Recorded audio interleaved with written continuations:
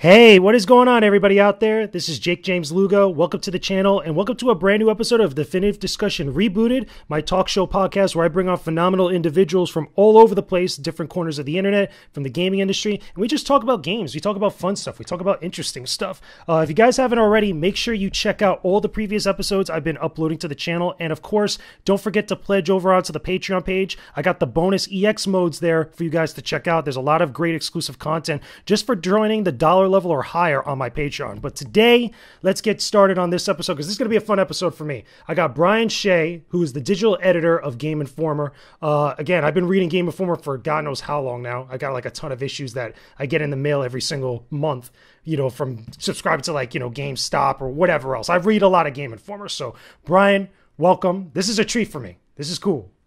Hey, thanks so much for having me, man. This is awesome. Looking forward to talking about Persona 5. Yeah, pretty much this is why Brian's on here now, because Brian, if you didn't already see it, if you haven't gotten the newest issue of Game Informer, he wrote the preview for Persona 5 Royal, which comes out at the time we're recording this, it comes out tomorrow, which is March 31st. But we've had the game for a little bit longer. He's had it a lot longer than me, and he's completed it. So we get to talk about Persona 5 Royal for everybody. But again, give me your thoughts overall, just in general, about Persona 5, you know, before we get into Royal itself, because I love Persona 5. I think it's one of the best JRPGs I've played to date. It's, to date, the only game that I've reviewed that I've only given 100 out of 100, out of all my years, like, writing about games and stuff. But, I mean, do you feel similar or somewhat different?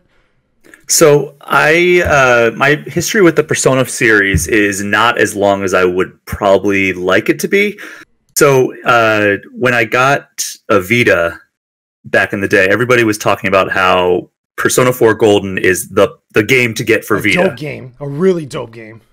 So I got it, and I started playing it, and it just starts off so slow, and I was putting in just hours and hours and hours of basically just reading and listening to like dialogue, and I was like, I don't know if I'm going to like this game. I don't know if I'm going to.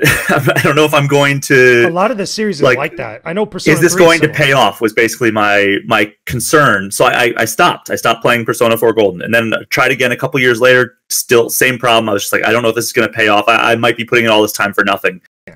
Then Persona 5 came out, and you know the guy who reviewed it for us initially, Joe Juba, who's our reviews editor.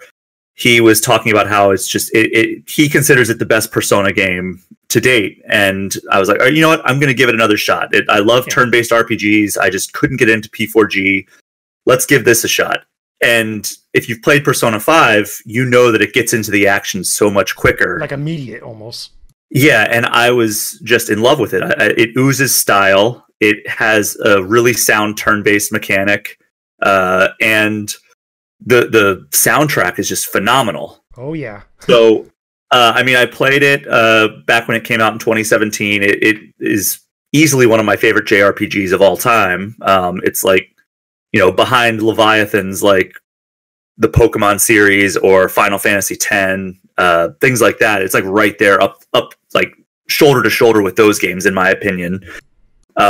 And it actually encouraged me to go back and play P4G. A few months after I finished Persona 5, I went back and played P4G. I bought a PlayStation TV just so I didn't have to hold my Vita. That's smart. That's very smart. So I played it up on the big screen. And now I'm dying. I mean, I love Persona 5 so much, and Persona 4 is, you know, slightly below that, in my opinion. I think Persona 5 is the best Persona game that I've played of the two games that I've played in the series. But I really want a good way to play Persona 3 now. That's how much I like the series now. You got to get it on PSP. You got to get the PSP Persona 3 portable version, because granted, it's different than the original Persona 3 on PS2 and then Persona 3 Fez, because obviously, like, you know, different hardware and they can only do so many things. But it's well worth, if you're able to get it, like find a copy on like PSP. It's so worth it, because the funny thing you brought up about is that Persona 5 starts off immediate, like the action, like things are happening like from the very get-go, and Persona 4 is a lot more slower, as you said. Like there's a much more like longer build up. Like it's a slow burn at the beginning, but once it gets to those good moments, I feel like it gets really good. And for me, all the Persona games in some way, it's the visual style of it. That's what gets me. And the music. Like, I think that Persona 5 has a very strong case. I even said in my review, has a strong case for one of the best soundtracks for a JRPG, period. Because I agree. Every track in that soundtrack is just awesome. It's like you hear it so many times and they never get tiring. It almost hits, like, almost all the tracks. I shouldn't say all of them, but like the majority of them hit at the right times, you know, for different points of the story, in battles and other, like, you know, miscellaneous things that you're doing. But like, it's all these different things that just come together so well and just make a fun experience. I don't think it's just one individual piece of why, for me, Persona 5 is like so special and so good. I mean, let's get into the specific aspects of it, and, you know, before we get into Royale specifically, because Persona 5's like the gameplay, you know, specifically the combat, I feel like is really good. It's really easy to get into and it's addictive. I mean, am I, like, you know, alone in that, or do you feel somewhat similar? No, yeah, I'm with you 100%. Like, it is so accessible. Like, if you've ever played a turn-based RPG, you know how to play Persona 5 right off the bat. Agreed. Like, and you I mean, know, there's some intricate systems that obviously that layer on top of that, but like, you have a basic understanding of, all right, this is, you know, I call my persona to cast spells. I just, you know, I can just attack, and then, you know, there's the gun mechanic and everything that, you know, just there's a bunch of layers to it, but at its heart, it's, you know, a basic turn-based RPG. Yeah. And let me ask you this then, because I've said this to a few people and some people agree and disagree with me. Do you think it's one of the easiest JRPGs to get into? Because I think so. Like, I've played a lot of different JRPGs of various kinds. Again, people throw like Chrono Trigger, Final Fantasy, Lost Odyssey, and the list goes on. But for me, the Persona series specifically has been the most easiest one to get into. And I think Persona 5 is the easiest one to dive into so quickly. I think 5 is definitely a very accessible RPG to start with. It is overwhelming, though, knowing the scope of that game and how long it can take. I mean, it took me 124 hours to beat it. Long, super long.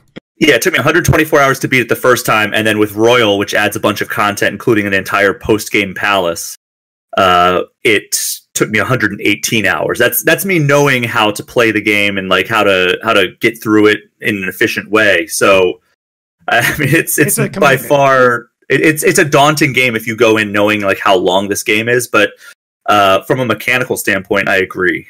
But let me ask you this then. Do you feel like a lot of that time is spent mostly doing like other miscellaneous stuff outside the battles? Because obviously most Persona games up to this point, and again, we're talking more about Persona 5 now, like the game is split up into two sections. You got the combat section where you're exploring dungeons or the palaces in this case. You're getting into fights with different shadows, doing boss fights and stuff. And then you have this whole other aspect, which is the social sim aspect. Imagine saying that 5 times fast. The social aspect of the game where you're spending a lot of time like just conversing with different characters, maybe getting a little bit of story. And to me, that's the longer, more like parts of the game that kind of drag on a little bit longer, but like you're getting a lot of different stuff there. I mean, was that the majority of your time spent?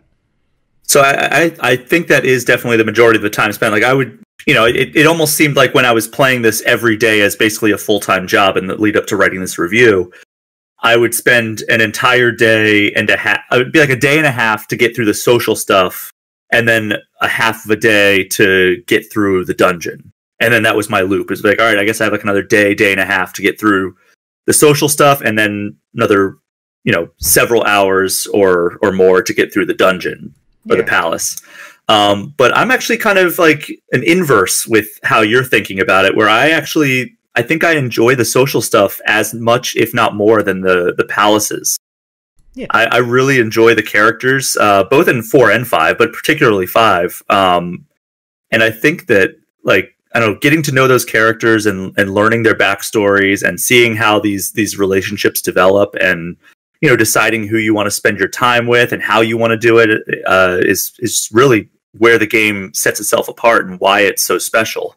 You know, it's funny that you say that, because I don't think like either portion of the game is bad. Like, I think that if anything, I spend more time with the social stuff more so than I do the exploration and the battles, which I think is fine, you know, because again, you get more of the story from there. But one thing I do find myself doing is that I find myself trying to get through a palace like all in one shot. Like every time I go into a palace, I'm like marathoning it. Like I'm not coming out of the palace to go do more social stuff to level up or get other items. I'm literally in there and I'm doing all of that, because once I come out of it, then I got all these items to go sell. Then I have all this time like before the deadline to do whatever I want. That's what I find myself doing most of the time. Oh yeah, for sure. Like I think I one-shotted most of the palaces in this run. I tried to, at least. I know there's some that you can't, but like it forces you back out, but then you can always just go back in. Yes, you can go back in the next day. But I tried to one-shot the palaces just so I could maximize my social links, and I tried to max out as many confidants as possible because they grant you amazing rewards. Particularly in Royal, there's some really good rewards that they did with some of the new and reworked confidants. Definitely. Like, and the funny thing is that in the original Persona 5, I felt like there was more instances where you would level up a confidant and you wouldn't really get anything out of it other than just progressing that confidant's level. But now in Royal, I feel like you're always getting something. Like, there was only a couple instances that I could think of off the top of my head where I didn't get much. Either I got like an ability, I got the, some sort of ability, whether it's involving shadows or just like my movement in the palaces. I was always getting something. And I thought that was cooler. And that was like a super welcome change. Because like, no matter what I did, I'm always going to find some sort of like progression or something that's going to aid me later on. Yeah, like I think that Kasumi, who's one of the new characters in Royal, does a really good job of granting you abilities. One, like the most key one in the entire game, I think, comes from her, which is the ability to kind of like, if you get spotted by a shadow and they're about to ambush you, you can actually do like a back handspring and get out of the way. And yeah, and then it suddenly makes it so you're ambushing them. So it like completely turns the table. And and I think she also is the one that gives you the ability to ambush with your grappling hook from afar. Yeah.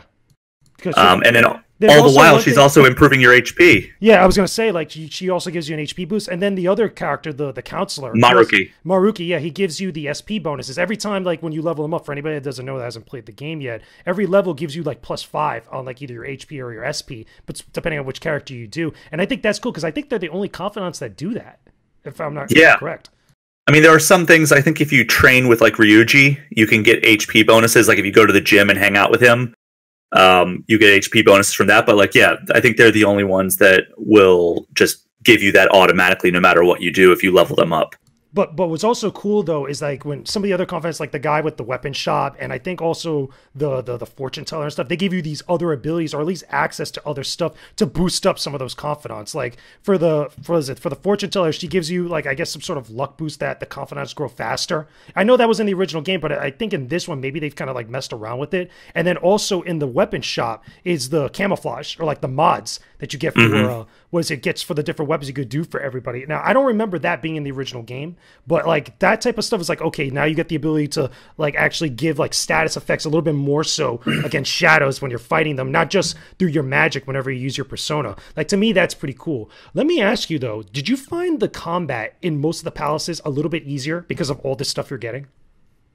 I think I noticed like being able to ambush shadows was a little bit easier, so that's definitely helpful. I don't think overall I noticed it being that easy, but like, you know, obviously if you ambush them, which they made it substantially easier to do, you're going to have the upper hand in most battles. I think that the boss battles, which I think every single one of them has an additional form, or some sort of additional phase to it, is most of those are either more meaningful or more difficult.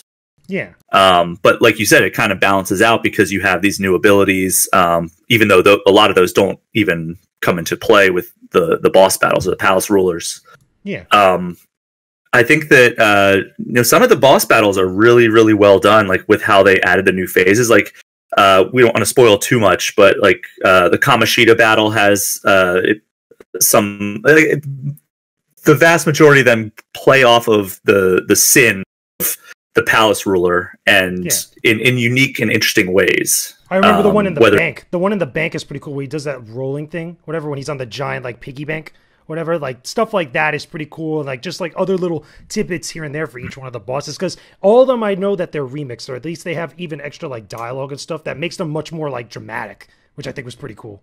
Yeah, there's one in particular that I definitely don't want to spoil, but it makes it super, super cinematic, and like it makes kind of like the final moment between you and the boss seem super impactful. So let me ask you this then. What do you think of the grappling hook? Besides like ambushing with the shadows, as you're patrolling around the different palaces. I mean, using the grapple hook I think is kind of cool. It makes for some cool moments. I mean, you really only use it for like when you're like traversing around, you're trying to look for secrets, like the will seeds, which is a whole nother thing that all the palaces get now at this point. I mean, you don't necessarily need to get them. I think that they're missable if you don't pick them all up by the time you finish the palace, like when you finish the final boss and stuff. Like, what did you think of it overall? I think that, yeah, like you said, most of it is used to find will seeds or new treasure chests. But it is cool to see like new areas of palaces being added. And I think there's also a few cases where you can actually skip parts of a palace if you find like a grapple point. Really? That's cool. So that's kind of interesting. And when you, because the post-game palace is completely new, I feel like they did a better job of integrating the grappling hook into the actual like mainline traversal. Cool. Yeah, and again, I like it. I think it's cool, honestly. Yeah, I mean, it's not as groundbreaking as it would have been if they designed the palaces from the ground up with the grappling hook in mind. But it still gives you new ways to like explore, and like it gives you new reasons to kind of look in every nook and cranny of the palace. Let me ask you this then. Do you think that if they would have added more stuff with the grappling hook, like made it much more key or like important to certain aspects in the palaces that were originally from the first game, do you think that it would have been a detriment? I don't know if it would have been a detriment as much as it would have maybe disrupted the flow of how those palaces work. It also would have been... Like, what is too much grappling hook? Like, I think they got it just right. I think it's fine for what it is, but like, what would be like too much grapple hook? I mean, I think, like I said, I think if they disrupted the flow of the palace, or if they made it so like, all right, I guess this new moat or whatever is blocking our path. Oh, look, there's a convenient grapple point, where it just felt shoehorned in. I think that's where it would be perhaps too much. That makes sense. Yeah, I could agree with that. I think that's pretty cool. Let me ask you this also, because besides all that other new stuff, and we're going to get to some of the other newer things in just a bit, what do you think of all the like dialogue tweaks and like some of the other stuff, which it feels a little bit more under the hood of Persona 5 and Royale, where it's almost very hard to spot like what's new and what's like what was originally there, because it feels like everything is just so like seamlessly like intertwined in a lot of instances. I think that's a good word for it. Seamless. I found that, like, you know, Kasumi and Maruki, they play a large role in the main story now, even though they're completely new characters, and the story remains largely unchanged. But throughout the entire game, you have these scenes with these characters, and they feel like they're contributing to an overall larger arc, even though they weren't a part of that arc originally. It almost teases them. Like, it teases them throughout, because you see, was it Kasumi in the beginning, like the very start of the game, like when you first like going through that whole scenario. And then when you see Maruki eventually is like when you're starting up the school year and stuff. Like, and they just pepper them out throughout the entire time. So like you're seeing them, even though you know like there's going to be bigger stuff later on. Mm-hmm. Yeah, and I think they do a really great job of integrating those characters, even though, you know, Kasumi doesn't. She eventually joins your party, but not until, you know, way late in your game. Like I said, 118 hours was how long my save file was for this playthrough. She didn't appear in my party until about the 100-hour mark. You got to get through a good couple palaces before like you get to that point, I feel like. Oh, you got to get through the entire game. Like pretty much, practically, right? Yeah. Like that's being generous. She is in your party for the post-game palace. I don't think that's a spoiler to say. I think that's a setting of expectations there. Do you feel like it was earned by the time she actually joined up the party? Like, again, without getting into like the story stuff or anything like specific, do you feel like, you know, that build up to that point was earned? Well, I think that it explores an interesting, because the post-game arc, I'm not going to say anything about like any of the twists or anything, but it involves her. And so I think that once it becomes more personal for her, it does make sense that she would join your party full time. True. I think that as a character, she's one of my favorite characters. I really enjoy her. I think she's... she's a really interesting character who grants you amazing bonuses for befriending her and leveling her confidant ranking up. However, I wish that the joining into your party, or at least becoming like a part of the inner circle, would happen a little bit sooner. Just because I think this is a problem that we had with Haru in the original game, where she joins the party and joins the friend group, but it's so late that I didn't feel she was a very impactful character. Like, you could have gotten more out of her, you know, from being part of, like, you know, in the main story a lot more earlier, like when she joins up with the group. Rather than feel like an afterthought. However, they did a better job with Kasumi and Royal than I think they did with Haru in Vanilla, just because she is peppered throughout that story. It's not just like, oh, this character suddenly appears. And they also, I think, adjusted how they tease Haru's, like, her presence in the story. They kind of hint at her and show her in the background of things, and show her in cutscenes, I believe, more prominently before she is like the center of the story, or that one arc. I know with, everybody gets like extra cutscenes. Like, just for the most part, there's a lot more dialogue for everybody. There's a lot more different things and interactions I think you have with everybody, you know, from the entire Phantom Thieves group. Yes. Which is cool, which is very, very cool. Yeah, definitely. Let me ask you this then, because, you know, we talked a little bit about Maruki. I felt like there was a lot of subtext, you know, involving mental health with Maruki. Like, granted, he's the counselor and stuff, and he pretty much talks to all of the Phantom Thieves, you know, throughout the entirety of the story. But it was like one of those things where it just kind of like kept popping up, which I thought was fine. I thought it made sense, like, in the context of everything that was going on as you played and went through the calendar year. Like, did you notice that at all? Yeah, I mean, I think that plays a larger role to like the overall, you know, themes of the game, with, you know, how people see the world, how they, you know, what their cognition of certain things are, and, you know, the studies of cognitive science. As you progress through his arc, you know, he demonstrates he has a deeper interest in cognitive sciences.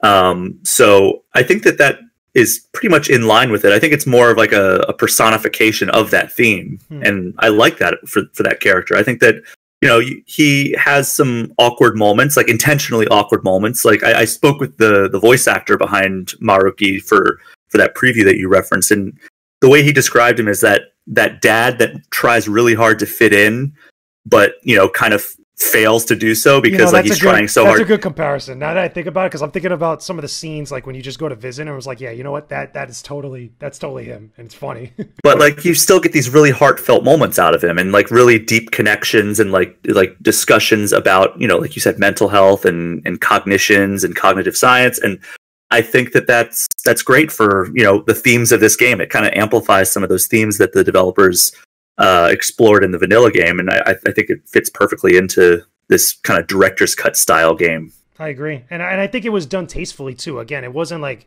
nothing new in this game in Royal feels forced in, you know, with the content from the original game, and I like that, because it really shows like they took a lot of time and put a lot of attention to detail to make everything kind of work well together, which I think is very, very cool. Let me ask you then about the new locations, because there's a bunch of new places you get to go visit for various different reasons, you know, on your map. Like, the map gets like really populated when you start reading books and stuff, you know, as really you're like, exploring around. Like, it's pretty insane, but like, there's a lot of places that weren't in the original game. I mean, did you like some of these places? I mean, some of them are kind of like, you maybe visit them a few times, but like, they're there for you to go visit them.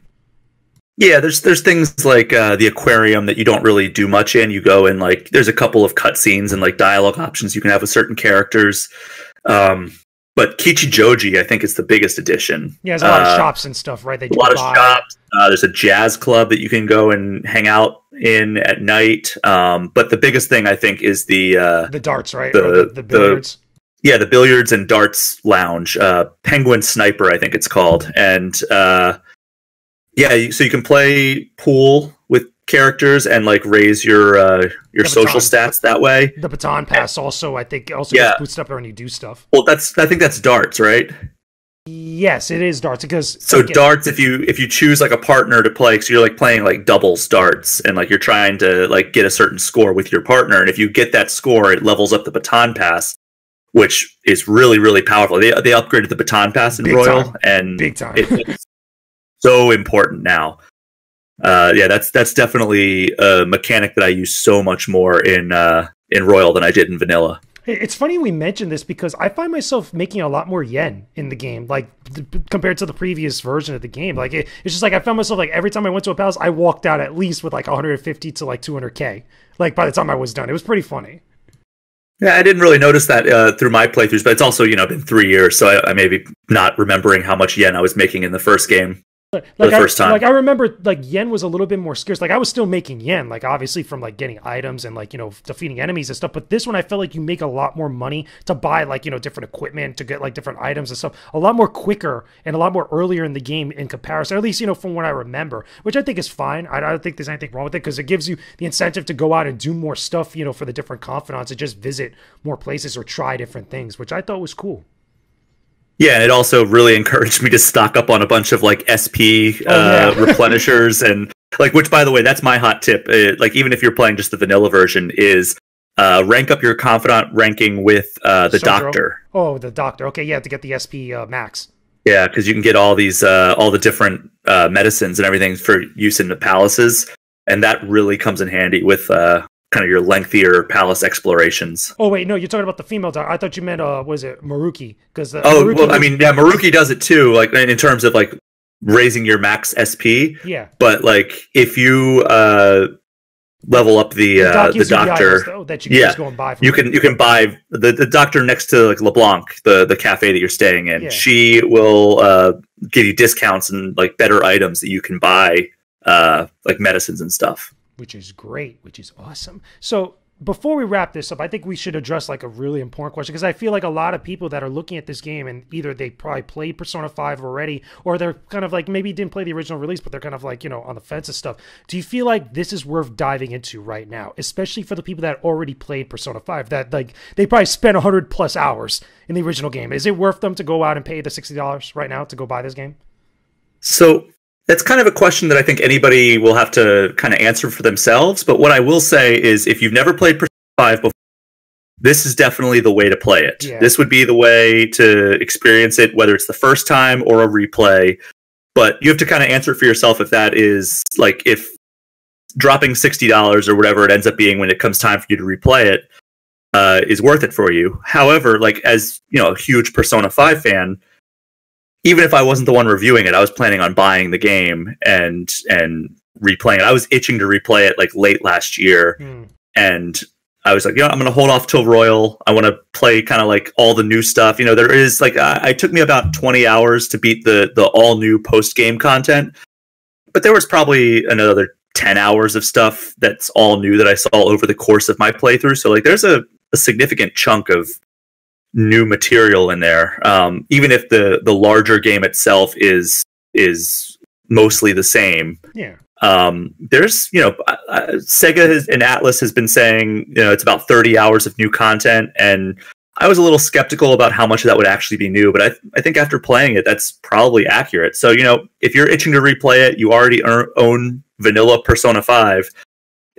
Knowing that, I think that gives you a little bit better of an idea if you think it's justified to yourself to drop another $60 to play kind of the best version of this game. I agree. And I would say, yeah, you know, personally for me, because granted, again, I am a Persona fan as well, but I feel like I wasn't expecting to dive into this like so easily and so quickly and enjoy it as much as I did prior to it. Because again, when you're retreading like familiar territory, it's like, okay, I already know most of the stuff. But once I got in and started, you know, getting into some of the other newer stuff, I was like, okay, I'm really in with this right now. And I feel like if you want someone to get into the JRPG genre, or at least in these style of games, you have to let them play this one. Because I feel like, again, it's so easy to get into. There's so much stuff happening. It looks great. It sounds great. And it's just overall fun, even though it's a very long game. Like, I feel like anybody that plays this needs to set time aside, kind of like what you did, like playing it every day. And I think that's just what you have to do. Is that there's no getting around it, because if you like stop playing and then come back to it like much later on, you're going to be lost. Like any other JRPG, pretty much, you know, that's indicative of the genre. Mm-hmm. But I was surprised just how good this was, and surprised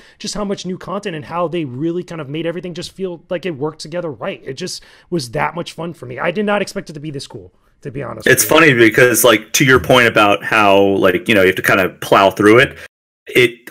Just to contrast how different my playthroughs were, both the times. When I played the original version, it took me like 4 or 5 months, and to put in 124 hours. Yeah. And this time it took me 3 weeks and 118 hours. Like, you put in work, like you marathon this game. Yeah, this was an all-out marathon.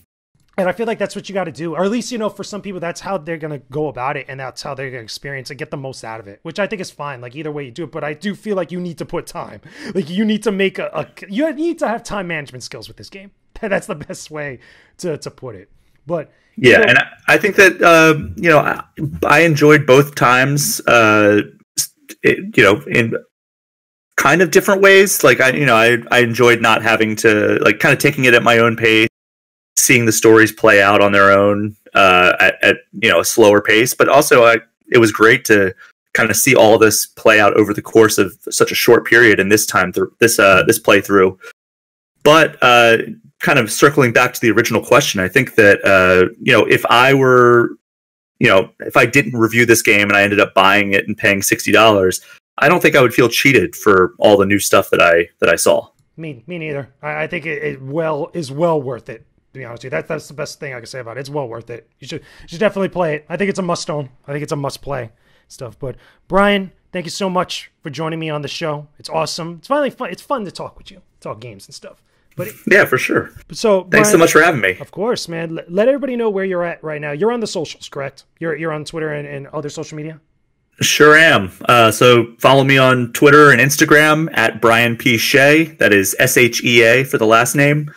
And also, follow us on Game Informer. It's Game Informer on Twitter and Facebook, and then Game Informer Magazine on Instagram. We do all kinds of fun stuff, anniversary posts, news posts. When we're not all locked down in quarantine, we post pictures from around the game industry. So, yeah, just a fun thing if you're interested in that. Definitely go check it out, because the new issue's out right now. That was the one where you wrote the preview for Persona 5 Royal that I read here. So that was the newest issue that I got. So the next issue will probably be at the end of April, more than likely, right? Like April to May, give or take. It'll be around there somewhere. I don't have the exact publication date right here in front of me, but it'll be coming later next month, early the following month, depending on whatever our deadline is. That's usually when it comes in for me, because again, I get the physical one in the mail and stuff, but also people, I'm pretty sure you get the digital ones as well, because they got options and such. But either way, sure. But definitely, again, thank you again so much, Brian, for joining me. Guys, let me know in the comments if you guys enjoyed this episode. Talk to me about all your favorite stuff. Talk to me about Persona 5 Royal or any other JRPG down there. Like the video, of course, and don't forget to subscribe to the channel. And also, go visit my Patreon page. There is a ton of exclusive content on there for you. At the $1 level or higher, you're going to get a lot of different gaming content. So anyway, from both of us here, we will talk to you again very soon. Peace out and stay epic, everybody.